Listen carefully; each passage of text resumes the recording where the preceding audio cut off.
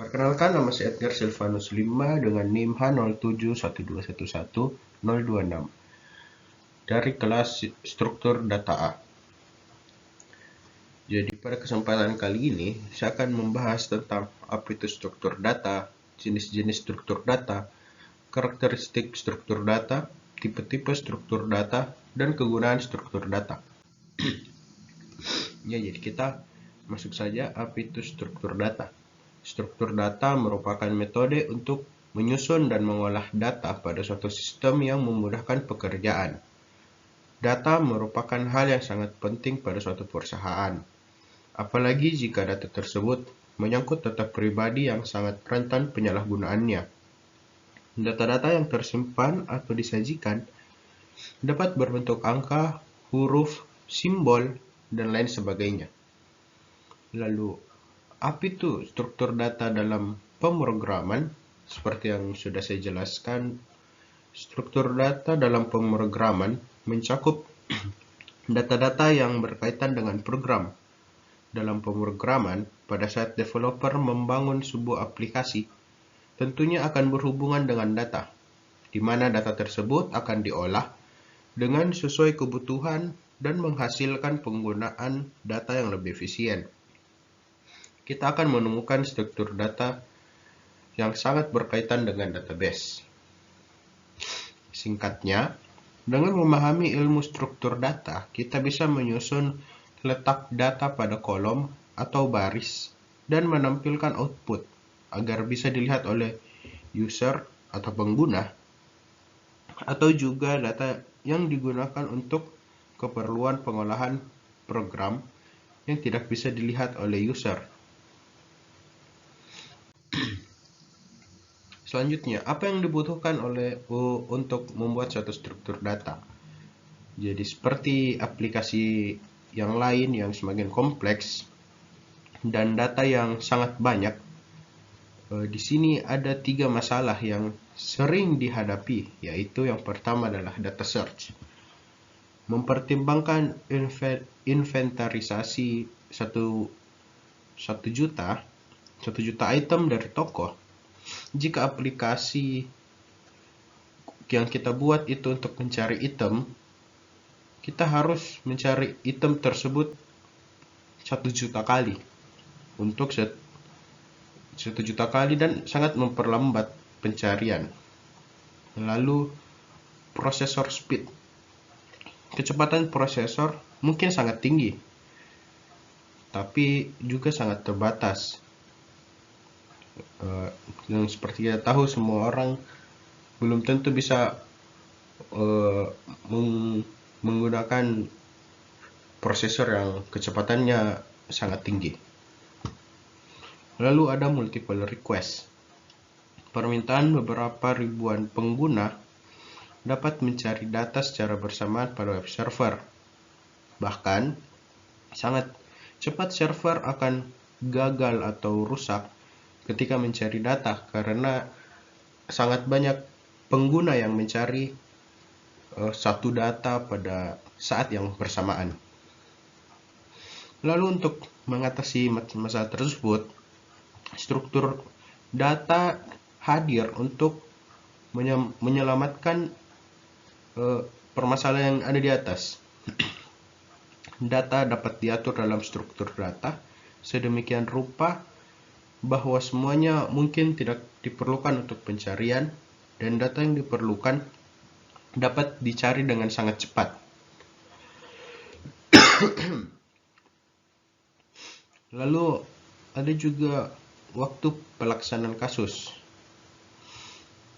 Ada 3 perkara yang biasa digunakan untuk membandingkan suatu struktur data dengan jenis struktur data yang lainnya. Yang pertama itu adalah dengan mencari kasus terburuknya. Kasus terburuk yang dimaksud adalah skenario di mana data tertentu, struktur operasi membutuhkan waktu maksimum dapat memakan waktu. Jika sebuah operasi waktu kasus terburuk, maka operasi ini tidak memakan waktu lebih lama. Lalu waktu rata-rata. Kasus ini menggunakan skenario yang menggambarkan waktu eksekusi rata-rata dari operasi dari struktur data. Lalu kasus terbaik. Kasus terbaik ini adalah skenario yang menggambarkan waktu eksekusi paling cepat yang memungkinkan dari suatu operasi struktur data. Lalu kita lanjut ke jenis-jenis struktur data. Apa-apa yang ada di dalam suatu struktur data. Jadi dalam struktur data ini terbagi menjadi dua jenis, yaitu struktur data primitif dan non-primitif. Struktur data primitif adalah struktur data yang tipe data default atau bawaan yang sudah ada pada bahasa pemrograman itu sendiri. Dan struktur data non-primitif adalah kebalikan dari struktur data primitif, yaitu tipe data yang bukan bawaan dari suatu bahasa pemrograman. Lalu dari setiap jenis-jenis ini, ada lagi tipe-tipe di dalamnya.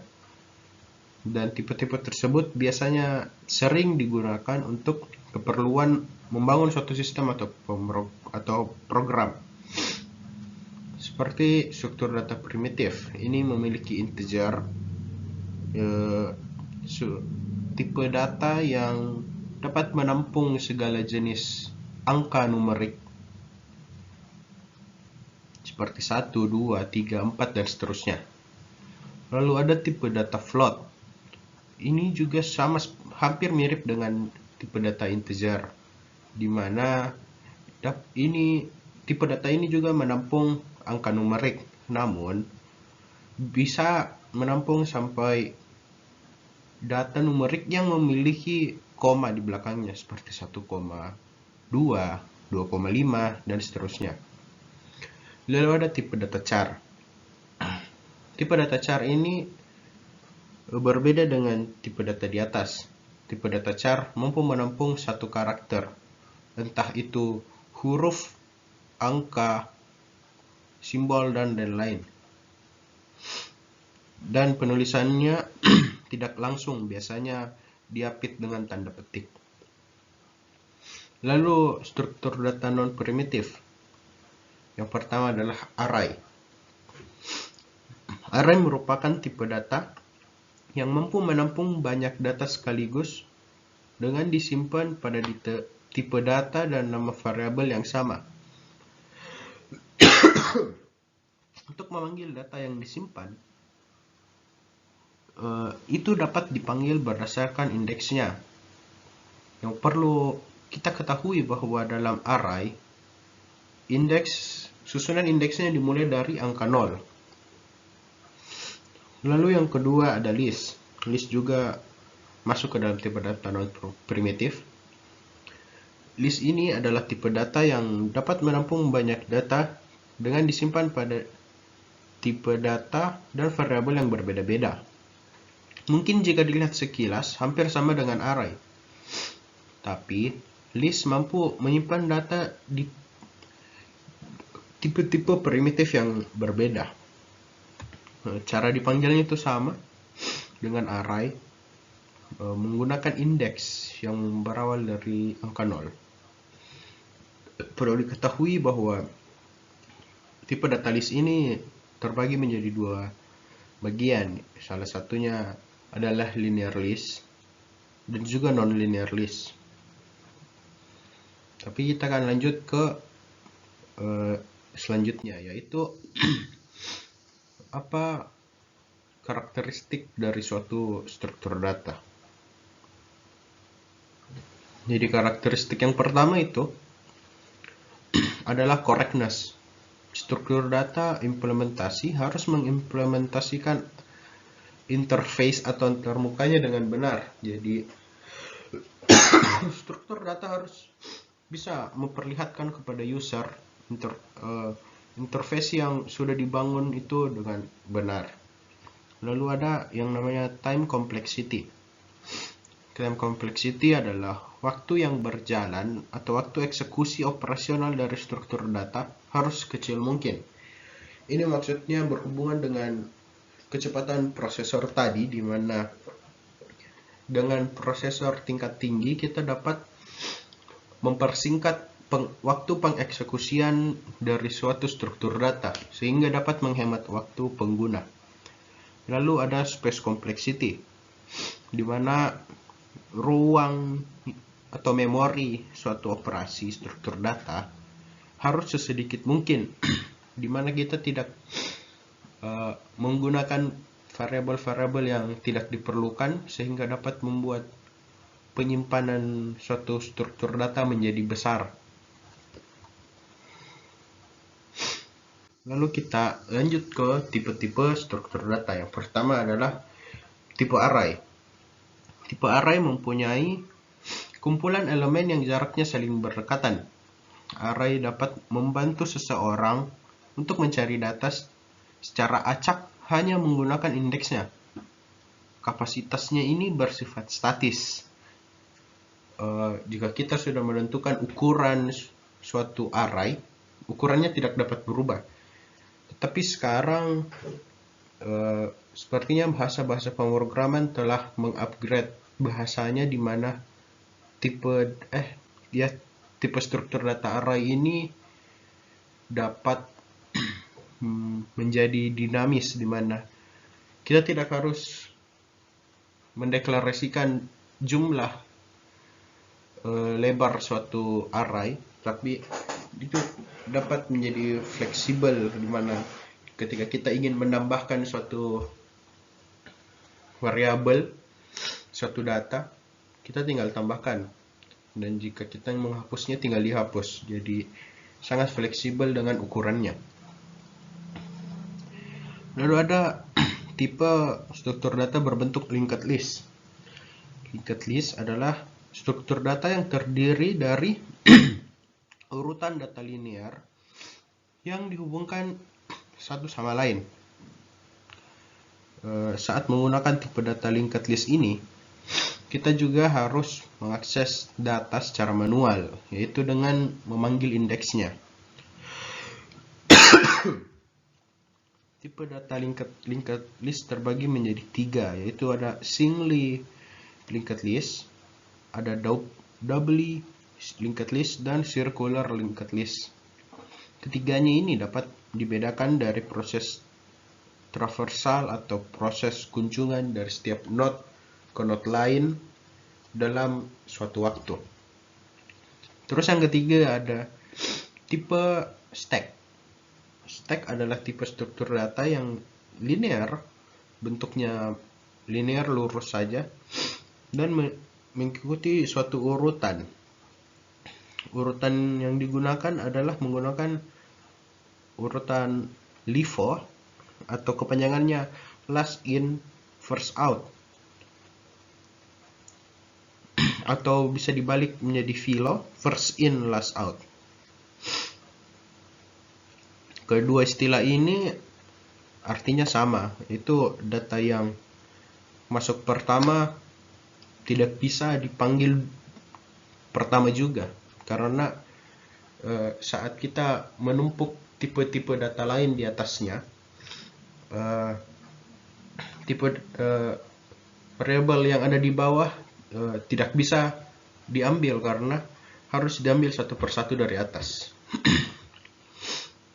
Terus yang keempat ada queue. Queue adalah tipe struktur data yang linear yang mengikuti urutan tertentu, yaitu FIFO, first in first out. Ini kebalikan dari tipe struktur data stack yang di atas, di mana data yang pertama kali masuk akan menjadi data yang pertama kali keluar. Perumpamaannya sama seperti orang yang mengantri, yang datang pertama akan masuk duluan atau keluar duluan. Itulah kenapa dinamakan tipe struktur data queue. Lalu ada tipe struktur data tree, di mana tipe struktur data ini dia tidak bersifat linear, yaitu non-linear. karena tipe struktur data ini berbentuk seperti pohon yang terbalik, di mana akarnya ada di atas dan ranting-rantingnya menjalar ke bawah. Tipe struktur data tree ini sangat efisien untuk menyimpan data secara hierarki karena disusun dalam berbagai level. Jadi tipe ini sering dianggap sebagai kumpulan node yang saling dihubungkan. Lalu ada tipe struktur data graph. Graph adalah tipe yang berisi beberapa node yang saling terhubung. Node pada tipe graph tersebut sebagai simpul. Ya, nodenya ini maksudnya seperti sebuah simpul. Jadi setiap garis akan saling menghubungkan dua simpul. Biasanya tipe ini digunakan untuk menunjukkan jaringan tertentu, seperti jaringan telepon. Tipe graph ini terbagi menjadi dua jenis, yaitu directed graph dan undirected graph.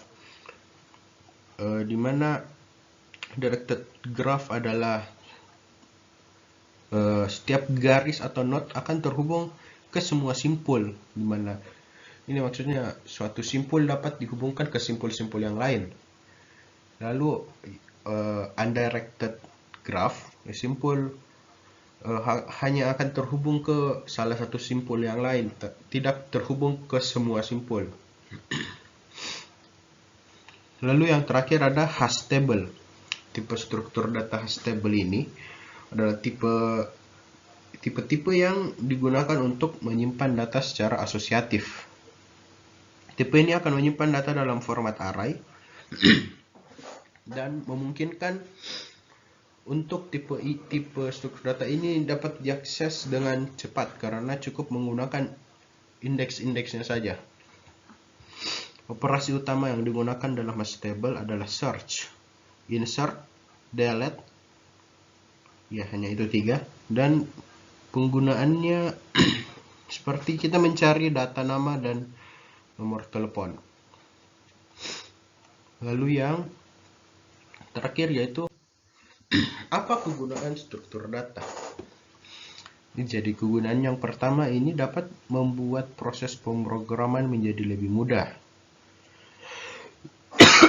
Yang kedua, dapat menyimpan dan mengatur alur keluar masuk suatu data dengan efisien, rapi dan juga terorganisir. Lalu pertukaran data dapat dilakukan dengan mudah, walaupun dilakukannya dengan antar aplikasi dengan aplikasi lain. Lalu juga dapat meningkatkan kualitas algoritma, dapat mengantisipasi masalah coding. Suatu masalah ketika coding bisa diselesaikan dengan cepat dengan menggunakan struktur data, karena kesalahan atau error lebih gampang, lebih mudah untuk ditemukan. Dan yang terakhir kegunaannya adalah untuk mengelola sumber daya dan layanan. Tentunya sumber daya dan layanan dalam sistem operasi bisa diatur melalui struktur data. Struktur data dalam konteks ini biasanya memuat manajemen directory file, alokasi memori, dan lain-lain.